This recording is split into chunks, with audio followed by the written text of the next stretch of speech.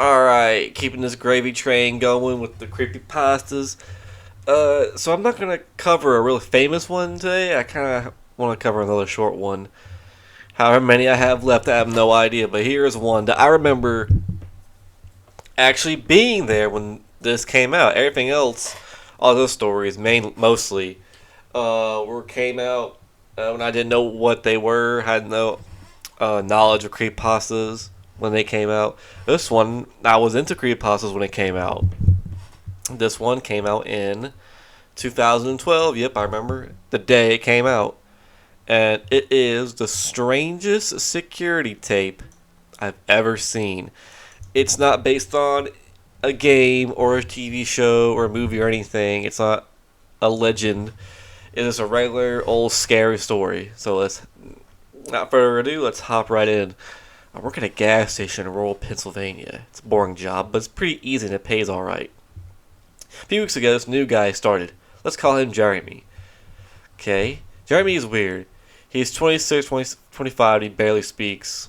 So it's kind of like me at work. But he's got the creepiest laugh I've ever heard. Same, a lot of people say that too about me.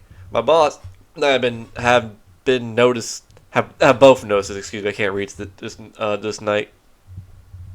But it's never been a problem, so there's not much we can do about it. Customers have been complaining about him. He's always done his job fairly well. Customers have never complained about him, and he does his job fairly well. Okay, excuse me. Up until a few weeks ago, anyway, that's when things started going missing. Employee theft can be a problem in any business that sells consumer goods. There's only one person working at a time at this gas station. It's a pretty small place. About 2 weeks ago, my boss started noticing that we were short on motor oil at first. It was a few containers at a time, and entire shelves and boxes from the back room. Pretty soon, entire shipments would be gone the day after we got them, and it would always be right after Jeremy's shift. My boss has checked the security tapes every single night he worked, but he could never catch him in the act. Jeremy would lock up at closing, then the motor oil would be gone the next day. My boss usually takes the tapes home with him to try and catch Jeremy stealing, but his daughter had a softball game last night, so he asked me to watch the tapes for him. He offered to pay me overtime under the table, so obviously I took that offer. There are 3 tapes, so... Wait a minute, so this guy has a VCR for its videotapes? Okay. He must have gave him the VCR. There are 3 cameras, so he gave me 3 different tapes to check. Figured it would be a long night, but I'm trying to save up for vacation, so I really needed the money. Took the tapes home, popped them in the old VCR, and sat back. 2 days ago, the last time he worked, Jeremy started at 4 p.m. Everything seemed pretty normal at first. He counted up his drawer, switched off from the girl who was working before him, and waited for a customer. The first person who came in was Mrs. Templeton. The timestamp of the video was 4:03. A regular, she picked up her cigarettes and newspaper and paid with 20. Nothing unusual here. There. The next customer was some local guy named Ron. He drives a motorcycle, usually comes in every few days. Fills up his tank, got a bag of beef jerky, paid with his credit card, and then left. I'm congested, sorry. Next was some guy with a cowboy hat. I've seen him before. We get plenty of strangers passing through. As a gas station would. Just like any gas station. Should have read the next fucking thing he said. He got $40 worth of diesel fuel, paid with a $100 bill on his way. Sat back aside. The only thing more boring than this job was watching someone else do it. My boss's offer was enough to keep me watching, though, so I let the tape on. Everything seemed pretty normal. I had a feeling that if Jeremy was stealing motor oil, he knew we were suspicious of it by now. I didn't expect him to be dumb enough to let us catch him on camera. Things stayed boring routine until about 5 o'clock. At 5:30, Mrs. Templeton came back in. She must have forgotten something, but she didn't. She bought the same pack of cigarettes as before, same newspaper. She paid about 20. That's odd, I thought. But then again, she's a little absent-minded. I thought Jeremy should have told her she already got her smokes, but it's not against rules to sell somebody the same thing twice. You can tell I've read this one plenty of times, a lot more than the other ones. That's when Ron came in again. He bought another tank of. Sorry, someone texted me. Oh, they're in Texas. Cool. He bought another tank of gas for his motorcycle again. I later checked the outdoor camera because I thought maybe he had another car wanted to fill up. The same pack of beef jerky. He paid with his credit card again. No big deal. I figured this was just a weird coincidence. Mrs. Templeton is forgetful and Rob probably owns more than one Harley. That's quite a coincidence. That's when the guy in the cowboy hat came back in. Felt a chill run down my spine. Ooh. But he got... Don't get Diesel. Don't get Diesel, I thought myself, whispering to my empty living room. But he did. He got $40 for diesel fuel and paid with another $100 bill. Every move he made was identical to his first visit. Right down to the way he scratched his nose before he walked out. If this guy is rich, owns a lot of trucks, and just moved to town, something really bizarre is happening. Uh-oh. For those of you in the back, the slower ones, everything seems to be going and repeating itself. That's kind of weird. This is what I would realize. Oh, the tapes are fucking and they're broken. I kept watching. Every customer for the next hour was the same as before. Every single one. I was seriously freaked out. Then 6:03, Mrs. Templeton walked back in. She bought her cigarettes, newspaper, and paid her 20 again. Thought I was gonna lose it. I only watched another half hour before I started fast forwarding through the rest. It was all the same. Every customer would come in the exact same time, at the exact same times, exactly 1 hour apart. Now I know what you're thinking. That sticky motherfucker Jeremy had messed with the tapes. See, that's what I would have thought. Yeah, run a loop of his first hour of business over and over. That wasn't the case. There are windows around the cash register area with the cameras covers. I watched the sunlight fade as time ran on. He must be very good video editing. Jeremy's routine didn't loop over. He swept, mopped, restarted, and did all do exactly how you would expect. The same customers keep coming in. I was panicking at this point. Something was seriously wrong with what I was seeing. I had no explanations for it. I skipped ahead when he looked up and walked out to his car. He hadn't stolen anything, but I kept watching just to make sure. I fast forward one last time to about midnight. Exactly. Oh, I'm in chills. It actually is creeping me out. At 12:03 out of nowhere, Jeremy's face pops into the camera. Ooh.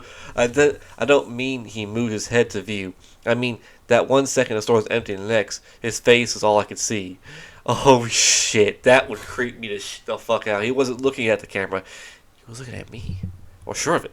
I screamed and phoned for the remote. By the time I grabbed it, he was gone, just as soon as he had left. One frame he was there, the next he wasn't. It's like he teleported. My hands were shaking like crazy. But I popped in another tape. The other indoor camera shows the back area by the cash register. I would be able to see how he got up to put his face in the camera like that. I skipped to about 15:03, but there was nothing. I would have been able to see him standing on a chair or something on this tape, but it wasn't there. I didn't see him enter the store at all. As he left, it's like he wasn't really there. He doesn't know the security code. No alarms were triggered that night after we locked up. What I did see, however, was at 12:03, the motor oil on the shelf had vanished. All of it. Same as Jeremy's face. One second it was there, and next it wasn't. I turned the tape off on the bed, but I didn't get a wink of sleep. My body's exhausted right now, but my mind is racing. The tape was undoubtedly the creepiest, most disturbing thing I've ever seen in my life. That's why I don't work at gas stations. I work in a few hours. My boss asked me to bring the tapes back in and let him know what I found. But really, what the hell am I going to say?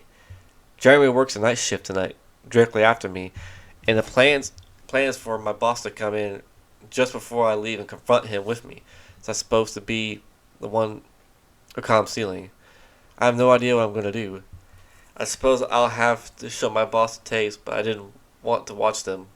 I never want to see something like that again. You know what I would have done? I would have called my boss at midnight, tell him all the crazy shit, and to come over and show him the tapes immediately.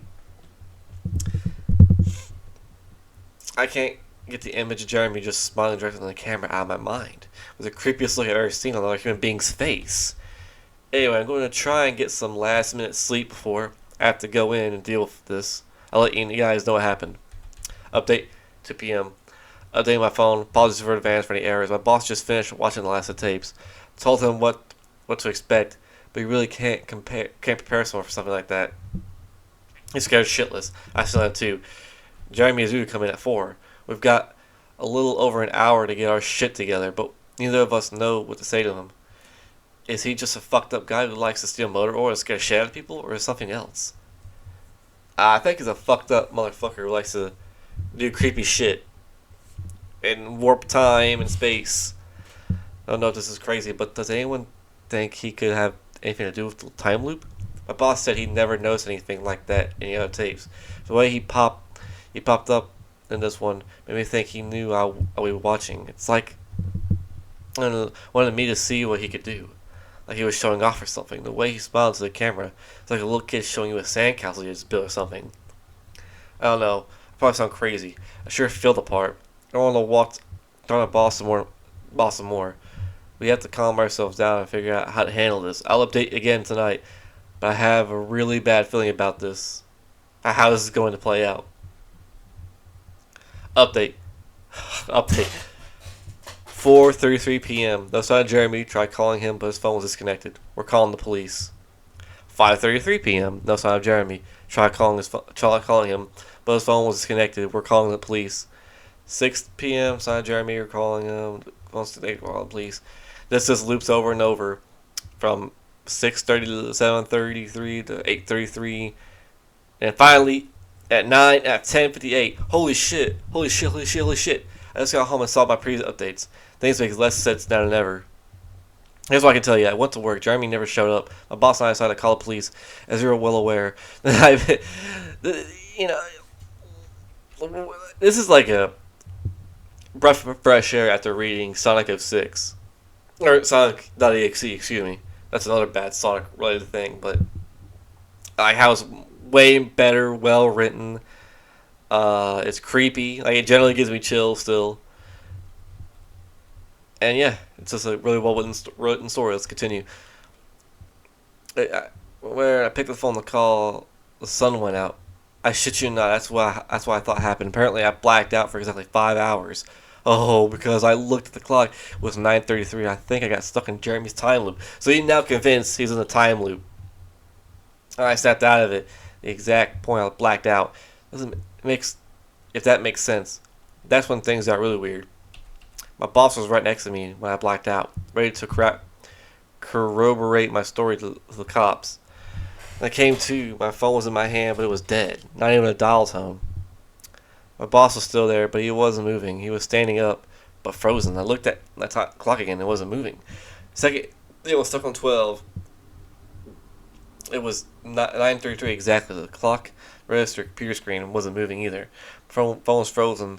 There wasn't even a customer at the register. Waiting for my boss to get him cigarettes. I'm betting that would have been his 5th pack of the day.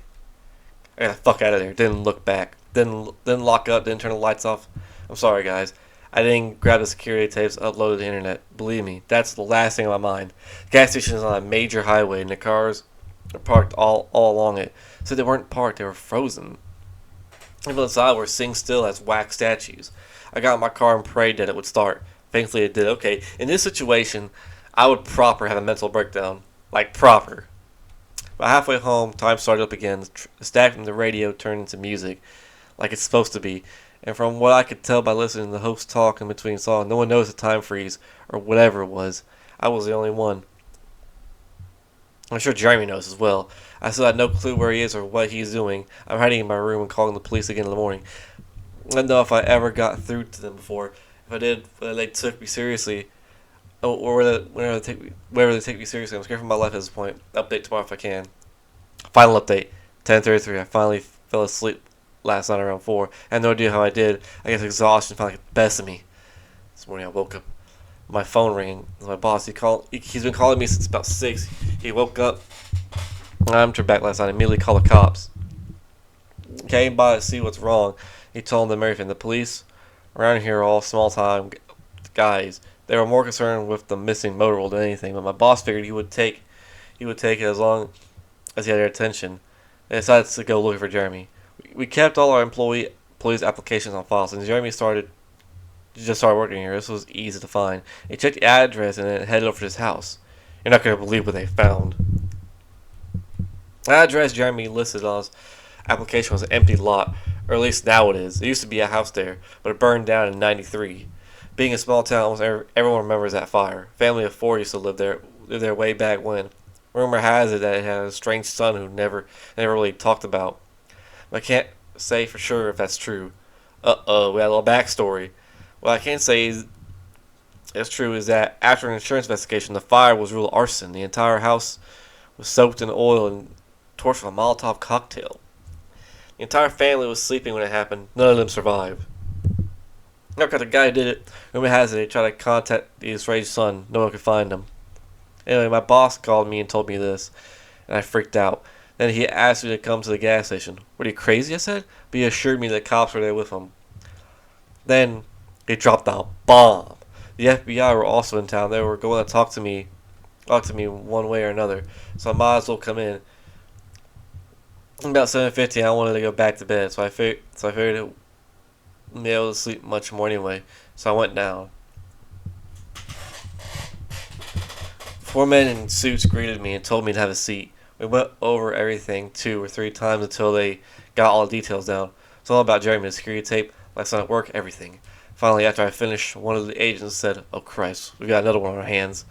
They then made me a bunch of papers saying I wouldn't tell anybody about what happened, so I can't say much more. I ran the law just by posting this. Now I'm home, I'm not sure what to do with myself. The agent's words when I told him the story are going to haunt me for the rest of my life. Anyway, I gotta go. I have some errands to run today, and then I have to go to work to pick up some tapes. My boss and I think the new guy, Jeremy, is a complete creep. He's stealing motor oil, and I have to watch the security footage to see if I can catch him doing it. I have better things to do, but my boss is paying me overtime under the table, and I'm trying to save up for a vacation. I could really use the money. I should be pretty simple. The oil always goes missing right after his shifts. I'll watch the tapes, catch him in the act. And that will be that's the end of the story. He is stuck in a time loop. Now, this story, I always think about. This is one of the best horror stories, creepypastas, whatever, written. The time warp thing is a creepy little backstory about the house burning down. It was very well written. This is probably the best creepypasta I've read in this caliber. And so that EXE creator, take fucking notes, okay? At the end of it, Jeremy didn't come back as a creepy plush toy with blood coming out of his eyes. And, no one's getting their dick and balls ripped off. That isn't necessarily a bad thing, but, yeah. Good story.